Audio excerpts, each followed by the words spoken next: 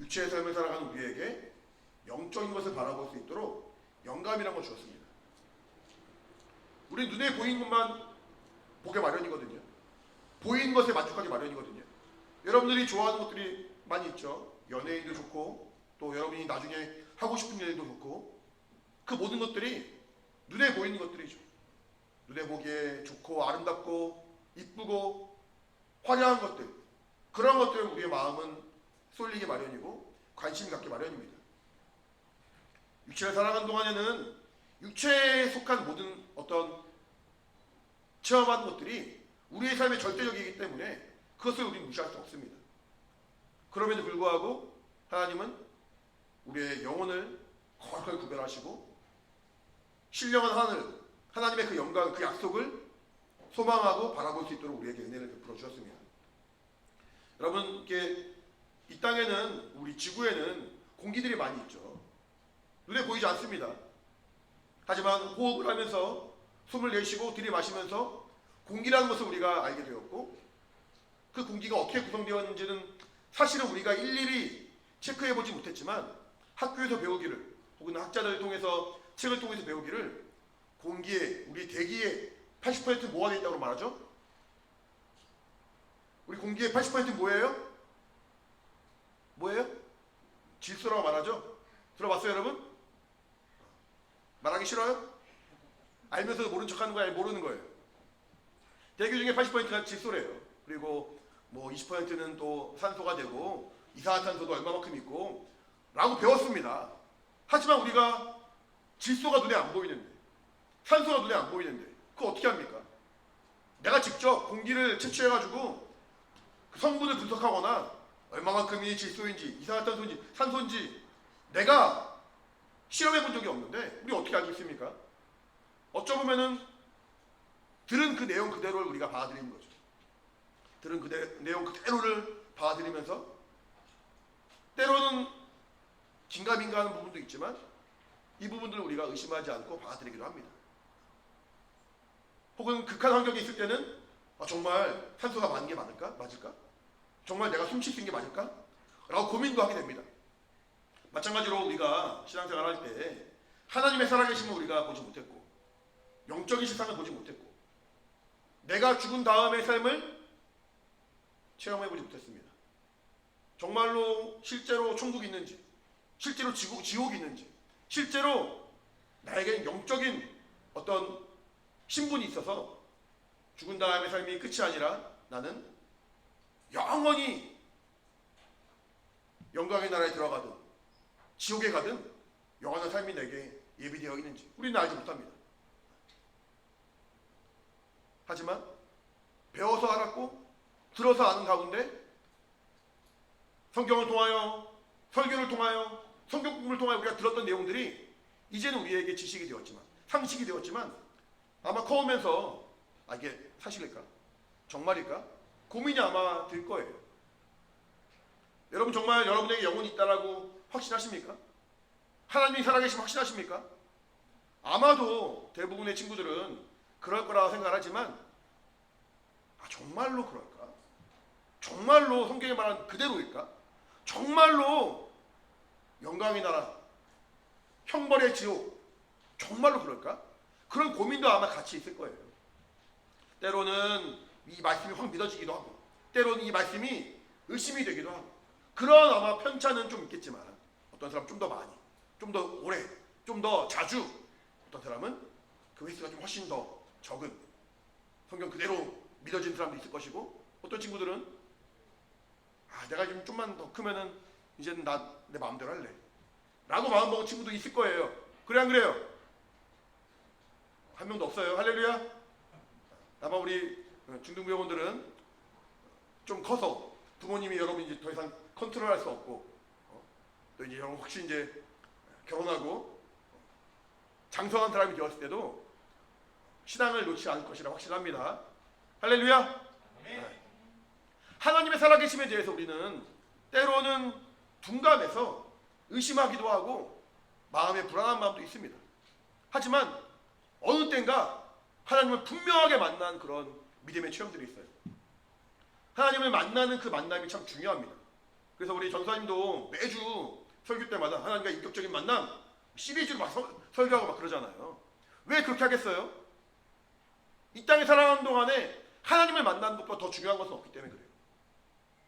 여러분이 미래를 준비하고 여러분의 그 앞날을 준비하고 공부하고 열심히 살아가는 모든 삶이 우리에게 소중하지만 이 땅의 한시적인 삶, 육체의 삶, 호흡하는 100년이 채 안 된 이 땅의 삶 가운데 영원한 하나님을 바라보았고 영원한 하나님과 사귐을 갖는다면 그것만큼 복된 삶이 없다는 거예요.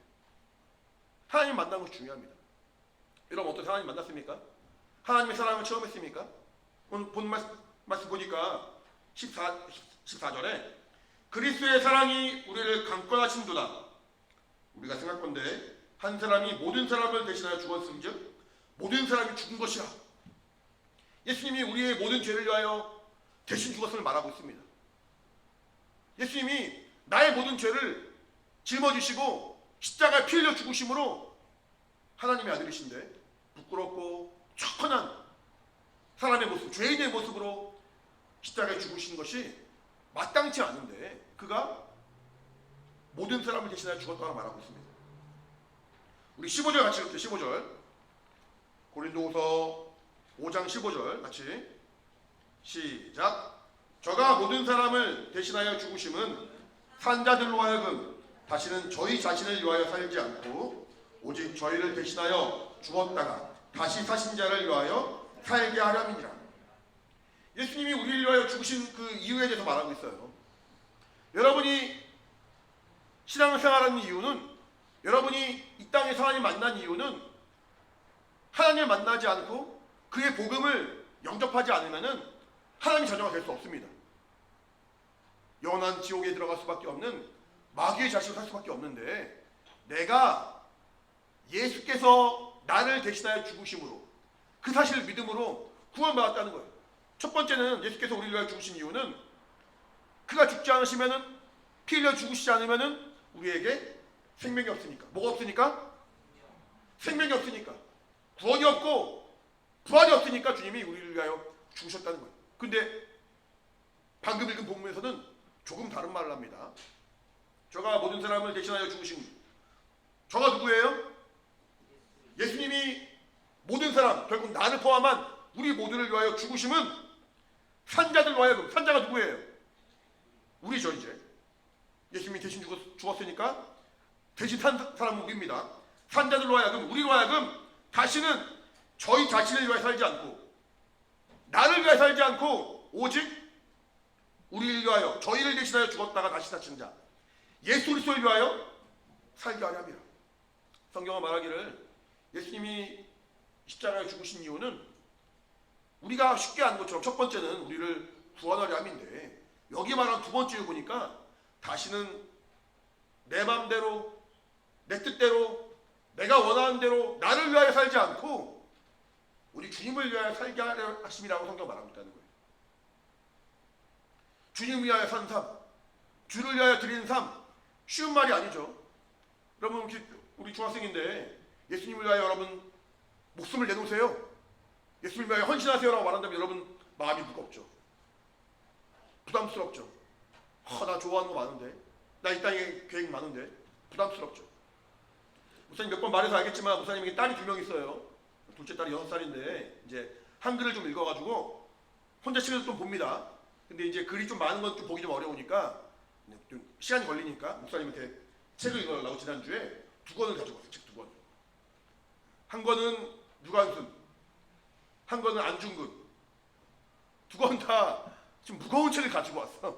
그래가지고 목사님이 이렇게 읽어주고 아이도 따라 읽고 막 그랬습니다. 대한독립만세 막 그럽니다. 여러분 유관순이 누군지 아시죠? 나이 20살에 독립운동하다 죽었어요.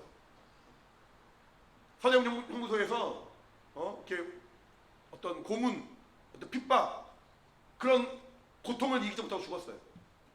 안중근 뭐한 사람이에요? 총으로 사람을 쏴 죽였습니다. 누구 쏴 죽였는지 아세요? 누구? 이토 히로부미. 이토 히로부미.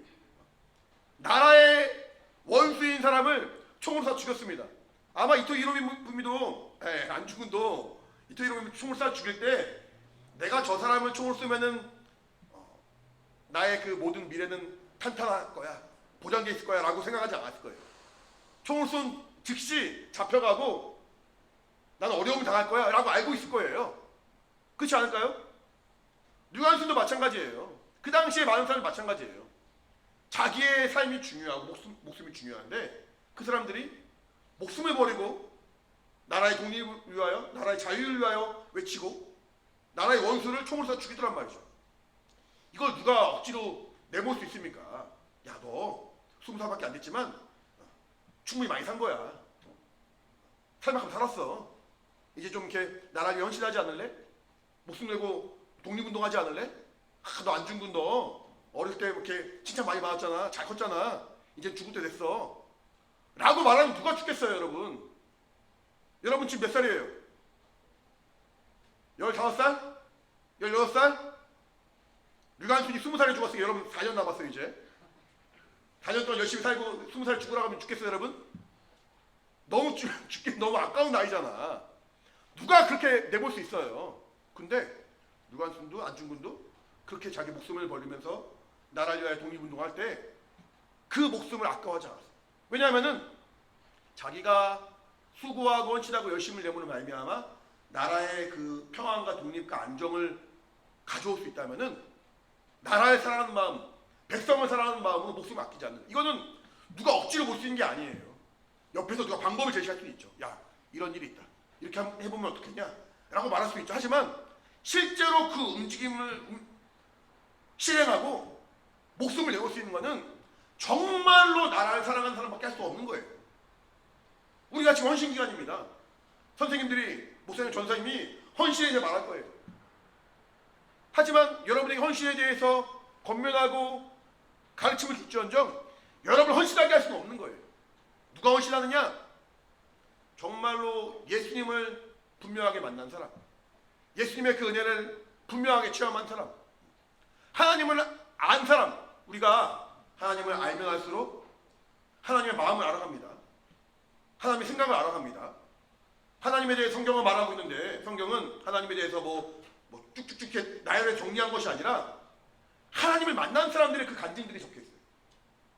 어떤 사람은 젊어서, 어떤 사람 나이 먹어서, 어떤 사람 건강한 사람이, 어떤 사람 병든 사람이, 어떤 사람 부한 사람이, 어떤 사람 빈한 사람이, 수많은 사람들이 하나님을 만난 그 공통된 내용들을 적은 글이 성경이에요. 아까 말한 것처럼 100년도 안 되는 짧은 삶, 육체의 삶, 눈에 보이는 것만 만족하는 우리 어쩔 수 없는 그런 삶 가운데 가장 중요한 것은 영원하신 하나님, 나를 살리시고 내게 생명 주시고 내게 은혜 베풀어 주신 그 하나님을 분명히 만난 것인데, 성경에 그런 사람들로 가득합니다. 여러분도 이 땅에 살아가는 동안에 가장 중요한 것은 하나님을 만나는 것인데, 하나님을 만나고 아는 순간, 그 마음을 알아가고 그 생각을 알아가는 순간 하나님이 어떠한 분인지를 우리가 깊이 체험하게 되고, 하나님의 그 마음을 알아가는 그 분량만큼 하나님이 죄를 얼마나 미워하시는지, 죄를 얼마나 미워하시는지 깨닫게 되고, 결국 내 모습을 보게 됩니다. 아, 내가 얼마큼 큰 죄를 지은 큰 죄인지, 내가 얼마큼 큰 하나님의 미워하시는 죄를 짊어진 구제받을 수 없는 사람인지. 근데 성경을 통해서 하나님 말씀 듣기로는 이 죄를 하나님이 구원해 주셨다는 거예요. 그러니까 죄의 크기를 알면 알수록 은혜 받은 크기를 안다는 거예요. 은혜 받은 그 크기를 알면 알수록 하나님이 날 향한 그 사랑의 크기를 알아간다는 거예요. 하나님이 여러분을 사랑하시는 그 사랑이 우리가 피상적으로 듣는 그런 내용들이 아니라, 내가 정말 하나님과 그 만남을 통해서 알게 된 은혜의 크기요, 사랑의 크기요, 하나님의 우리를 향하신 그 마음의 크기인데, 여러분이 이 땅에서 그것을 체험합니다. 경험합니다. 알아갑니다. 그 분량만큼 이후로는 내가 단지 구원받고 생명을 얻는 것에 만족하는 것이 아니라, 내가 정말 나를 위하여 죽으신 주님을 위하여 산다, 주님을 위하여 죽는다 라는 마음의 고백이 우리에게 믿음의 고백만큼 당연히 나온다는 거예요. 하나님은 우리를 사랑하셔서, 방금 우리 15절 다시 한번 읽을게요. 15절 같이 시작. 저가 모든 사람을 대신하여 죽으심은 산자들로 하여금 다시는 저희 자신을 위하여 살지 않고 오직 저희를 대신하여 죽었다가 다시 사신 자를 위하여 살게 하려니라. 다시는 나를 위하여 살지 않고 나를 위하여 죽으시고 부활하신 주님을 위하여 살고 주님을 위하여 우리의 삶의 방향을 맞춘다는 거예요. 이것은 목사님이라고 해서 여러분을 억지로 밀어내고 억지로 끌어당기고 억지로 뭔가 그런 헌신의 삶을 요구할 수 없다는 거예요. 헌신이 뭡니까? 헌자 무슨 헌자예요? 바치런, 드리런, 바친다. 신은 뭡니까? 몸신이죠. 내 몸을 드린다는 거예요. 누가 내 몸을 드릴 수 있겠어요? 나 몸을 드리니까 나는 뭐 물질이랑 상관없어. 그냥 몸으로 때울 거야. 그 말이 아니라 내 모든 물질과 내 모든 시간과 나에게 주어진 모든 것들이 사실은 여러분 몸을 위해 살잖아요. 여러분들이 지금 뭐 10만 원이 100만 원이 주어진다면 여러분 뭐 할 거예요? 옷을 사거나 내가 좋아하는 뭐 스마트폰 산다거나 내가 갖고 싶었던 어떤 물건 산다거나 할 거 아닙니까? 다 모든 것들이 내 몸을 위한 거예요. 내 몸을 위한 거. 하지만 내 몸을 주 앞에 드린다는 얘기는 내 몸을 향했던 그 관심과 내 몸을 향했던 모든 방향과 내 몸을 향했던 모든 물질과 시간을 주님께 드린다는 말도 같다는 거예요. 쉬운 게 아니죠. 여러분에게 중학생 여러분들에게 단돈 10만 원이 큰 돈이잖아요. 그렇죠? 10만 원 큰 돈이 작은 돈이에요? 껌값이에요? 그 정도야 뭐 목사님 저를 뭘로 하시고 10만 원 큰 돈이 작은 돈이에요? 100만 원 큰 돈이 작은 돈이에요? 100만 원 목사님한테 큰 돈이에요? 매우 큰 돈이에요. 어떤 물질을 얼마큼 헌금해라, 얼마큼 드려라 그 말이 아니라 정말로 나를 향한 하나님의 사랑의 그 크기를 내가 체험하면은 그 은혜의 크기에 내가 감격이 되어서 내가 나의 몸을, 나의 물질, 나의 시간을 드리는 것에 있어 기쁨으로 자원하며 감사함을 한다는 거예요. 마치 유관수가 안중근 이런 독립운동하는 사람들을 억지로 내버리지 않고 저들이 자원함으로 자신의 목숨을 내어주어서 나라의 독립을 위하여 힘을 다했던 것처럼 하나님의 사랑과 은혜를 아는 그 믿음의 분량만큼 죄사함의 그 기쁨의 분량만큼 감사하며 나간다는 거예요. 성경 보니까 아까 읽은 것처럼 다시는 자신을 위해 살지 않고 우리나라에 계신 죽으시고 살아신 그분을 위해 산다고 말했습니다. 그러면 나는 더 이상 나를 위한 것이 아니야. 나는 다 희생하고 헌신하고 다 내놓아야 돼. 그게 아니라 그분을 위해 사는 그 삶이 결국에는 내 영혼을 위한 삶, 나를 위한 삶이 되더라는 거예요. 의미 없는 헌신, 의미 없는 희생을 요구하는 것이 아니라 정말로 내게 유익한 삶을 하나님은 말씀해 주신다는 거예요. 우리 사랑하는 중등부 영혼들이 헌신기간 동안에 예배도 열심히 참석하고 또 기도 모임이라든가 여러 가지로 주 앞에 믿음의 헌신하는 그 과정들이 있습니다. 이것이 어떤 겉면과 강요에 의해서 하는 것이 아니라 타의에 의해서 하는 것이 아니라 받은 바 그 은혜에 감사하는 마음으로 주님께 자원함으로 기쁨으로 감사로 나아가는 참 신앙의 고백이 되어야 한다는 거예요. 우리 고린도후서 5장 17절 17절 본문 말씀의 마지막 17절과 같이 시작. 그런즉 누구든지 그리스도 안에 있으면 새로운 피조물이라 이전 것은 지나갔으니 보라 새 것이 되었도다. 예수 믿은 지 우리가 1년, 2년 혹은 일주일, 한 달 최근에 믿은 게 아닐 거예요. 오래됐을 거예요. 이미 우리는 주님 안에서 은혜 받은 자요, 새로운 피조물이요, 구원받은 하나님 자녀인 것은 맞습니다. 하지만 내 지난날의 그 삶 가운데 혹시라도 믿음으로 소망으로 주님의 그 은혜를 기뻐 감사하는 마음을 하지 않는 사람이 있다면은 그 삶을 뒤로 하고 이전의 삶을 떠내버리고 정말 새로운 피조물이 된 사람처럼 새롭게 구원받은 사람처럼 매일매일의 삶이 여러분에게 은혜와 기쁨이 충만한 삶이 되어야 할 겁니다. 목사님도 신앙생활이 수십 년이 지났지만 오랜 세월이 지났지만 지금도 늘 주 앞에 간구하는 것은 내가 정말 더 은혜 받기를 원하고 더 주 앞에 새로운 모습으로 나가길 원하고 더 간절하게 더 정말 구별된 모습으로 주 앞에 나가길 간절히 바라는 마음으로 매일 사모한 마음으로 기도하고 있습니다. 우리 사랑하는 중등부 영혼들이 혹 어제와 오늘의 삶이 오늘과 내일의 삶이 눈으로 볼 때는 별과 다르지 않을지라도 주님을 향한 그 마음만큼은 정말 새로운 피조물로 정말 저가 새 것이 되었구나. 저가 이전에는 습관을 따라 타성으로 타의에 의해서 억지로 하나님 앞에 나아갔다면 이제는 저가 나를 사랑하는구나. 저가 나를 기뻐하는구나. 저가 감사하는구나 라고 주님이 기억하시고 기뻐하시는 그런 삶이 된다면 우리의 믿음은 날로 새로울 것이거든요. 보라 새 것이 되었도다. 보라 새 것이 되었도다. 우리 고린도후서 더 밑에 보시면 6장이 나옵니다. 6장 1절 2절 읽을게요. 6장 1절 2절 같이 시작. 우리가 하나님과 함께 일하는 자로서 너희를 권하노니 하나님의 은혜를 헛되이 받지 말라. 가라스 때 내가 은혜 베풀 때 너를 듣고 구원의 날에 너를 도왔다 하셨으니 보라 지금은 은혜 받을 만한 때요. 보라 지금은 구원의 날이로다. 보라 지금은 은혜 받을 만한 때요. 구원의 날이라고 말합니다. 지금 우리는 충분히 더 은혜 받을 수 있다는 거예요. 충분히 더 구원의 기쁨을 얼마나 누릴 수 있다는 거예요. 근데 이 고린도서를 적은 사도 바울은 말하기를 은혜를 헛되이 받지 말라는 거예요. 은혜를 가벼이 받지 말라는 거예요. 은혜를 무의미하게 받지 말라는 거예요. 은혜 받아서 감사해요. 하지만 그 은혜에 합당한 병화된 삶이 없다면은, 은혜에 합당한 구별된 삶이 없다면은 은혜의 가치를 모르는 거잖아요. 은혜의 어떤 그 무거움을 우리는 못 느끼는 거잖아요. 헛되이 받는 것이 된다는 거죠. 내가 그 큰 은혜, 큰 사랑, 큰 생명, 큰 기쁨, 큰 감사 받은 사람답게 헛되이 받는 자가 아니라 받은 사람답게 주 앞에 믿음으로 나아간다면은 정말 우리의 헌신은 기쁨으로 충만한 그러한 헌신이 될 것입니다. 우리 사랑하는 중등부 영혼들이 이제 몇 주 안 남은 헌신 예배의 그 기간 동안, 이제 한 달밖에 안 남았죠.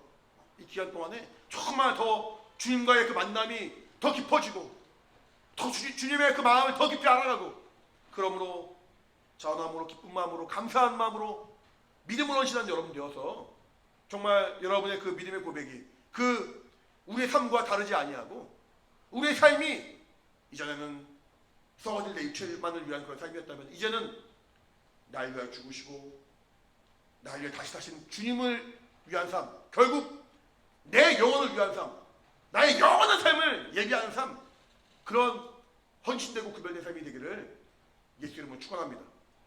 할렐루야. 같이 기도할 때 내가 정말 소망으로 승리하기 원합니다. 이 헌신의 기간에 정말 이 정말 복된 기간에 더 주님의 사랑하는 자로 더 주 앞에 나아가기 원합니다. 내 영혼 붙들어 주시고 인도하여 주시옵소서. 더 주님 안에 거하게 하시고 더 주의 마음을 알게 하시고 더 주의 사랑을 체험하기 원하오니 은혜로 충만하게 도와주시옵소서. 예수의 마음으로 간절히 기도하겠습니다. 예수여, 하나님 아버지, 주의 성령으로 역사하시고 인도하여 주시옵소서.